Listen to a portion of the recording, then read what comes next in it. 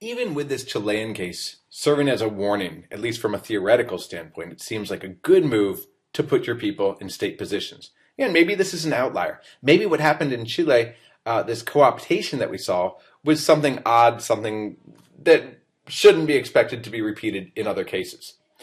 Put some of the social movement's people into power positions, and they'll ensure things go well, right?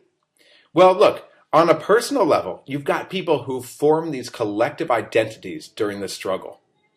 So by identities, what we mean are these emotional attachments that are created thanks to these shared norms and values of democracy. And the movements themselves, from their activities to the repression that they faced, help to strengthen this identity. Nothing can strengthen an identity more than having the state persecute all of you. It creates these solidarity around this identity. We are the ones who fight for democracy, the freedom fighters. So these identities should be expected to hold people who leave from the social movement organizations and go into the state. They should be held by these identities and they should create policies in accord with these identities that they've always held up.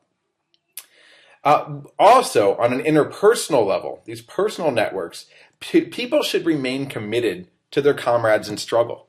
Go into the government and push forward the changes we've always believed in. Because if you don't, well, you suck, right? Your friends are gonna disrespect you. In other words, people leaving the social movement organizations to take jobs in the state were emotionally bound to networks of peers, colleagues whom they'd known and depended on in the darkest of times, times when they could only trust one another, times when they were thrown into jails together, times when they were beaten together, when they faced prosecutions together, when some of their fellow colleagues were killed in their midst. Remember that social movements have their own sort of peer pressure. Sometimes people during the struggle would come out to a demonstration not just because they believed in the cause, though they probably did, but because they wanted to show their solidarity with friends and colleagues who were closer to the movement. So they would also come out. And such social pressures should be helpful in making sure that colleagues who go off to the state don't forget what they're fighting for. In other words, it was smart, at least in theory, to send some movement leaders to the state after democratic breakthrough. Identities and friendships that were formed during the struggle would ensure these guys would stay true to their cause and press their political counterparts to push forward the democratization they'd long fought for, and the sorts of programs that were sort of the undercurrent in these pro-democracy movements. As one leader of Poland's Solidarity movement told me, quote, "We felt very connected to Solidarity because we grew up in Solidarity. If you grow up in a social movement, why would you ever leave why would you ever not just leave, but cut off those personal networks, cut yourself off from the identity that's formed over years and years of struggle?" So that's the theory. The reality is a bit messier than inclusion and co-optation versus being excluded and ignored. And looking at the evidence from pro-democracy social movements in different states that I've looked at, South Africa, Georgia, and Poland, I found that identities and personal networks do, in fact, provide some access for organizations whose leaders have gone to the state. In other words, it gives them some degree of influence on those actors who are now in the state. But there's also a perverse effect where these same factors also create enormous and enormously unrealistic expectations among both activists and former activists in the state who each expected the support of the other. In other words, each side, those who've gone into the state and those who are still back in the social movement organization, is saying, trust us, we know what we're doing, and support us. The big problem is that both sides considered themselves the true guardians of the movement identity.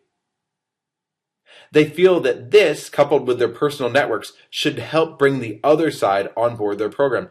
But in the new and messy democracy, each group is trying to adjust to A, the new political conditions, right? We're no longer a social movement fighting for democracy. We've got democracy. We've got all these institutional openings. We've got all these freedoms we never had. And B, the demands of their new constituents. Each, whether it's the organization or it's the people who go into political positions, they each have a new set of constituents that they're dealing with. Those who go into politics, of course, and into the state have to deal with the public writ large. Those who are still in the social movement organizations have to deal with whoever their donors are. So what this means is that these individuals no longer see eye to eye. In other words, institutions matter. By institutions, we mean formal rules and standard modes of operation. Now, I may have certain ideals and certain friends, but I've also got certain responsibilities that stem from the institution I'm in, whether it's a social movement organization or a state office. I also have new friends whom I now beholden to as well. I'm not just connected to one group of peers. Think about it like this. Democracy comes, and a member of yesterday's opposition suddenly becomes head of the security apparatus, the same security apparatus that always repressed her and her colleagues under the old regime. Now, she might alter the mission of the organization a bit. For instance, she could refocus her security apparatus on foreign threats rather than domestic ones. She might replace some of the personnel, but the organization remains responsible for monitoring the population to make sure that there are no security threats. And she can't get rid of all the personnel because she needs their expertise to keep the organization functioning. In other words, the new head of this organization makes a dent in the organization, but the organization also makes a dent in her. She has to rely largely on information and judgments of those lower down the chain in her organization. And in the process, her perceptions of what can and also what should be done drift away from those that are still found in the movement community, the social movement organization community that she left. So you have a constant balancing act that these actors face, trying to balance their former identities and goals and the pressures of their former colleagues with their new role and the pressures of their new colleagues. And the result is that old relationships can actually cause harm in the new system as policy priorities diverge. New leaders of the social movement organization call their former colleagues sellouts.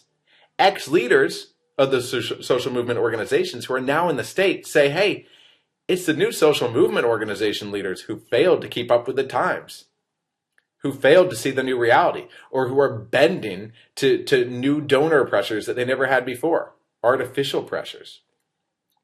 These tensions tend to be highest where organizations still demand broad policy goals, which is typical of social movement organizations, right? Democracy is pretty broad. They're basically demanding huge things from ex-colleagues. The tensions are also highest where ex-colleagues are placed in especially powerful positions. Since then, you've got expectations that these people are going to do something. They've got their finger on the button, hit the button. And finally, the tensions are going to be most felt where social movement organizations continue to rely on contentious activities to force their agenda, where they don't alter their strategies to the degree that we discussed before typically happens, at least at some level. And the reaction of ex-leaders who have taken to the state is, hey, we're on the same side. Why are you treating me like an enemy now?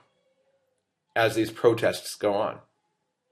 What all this means is that old personal relationships can help organizations on small issues by providing them new access and new opportunities, these political opportunities, but only to the degree that they support their former colleagues.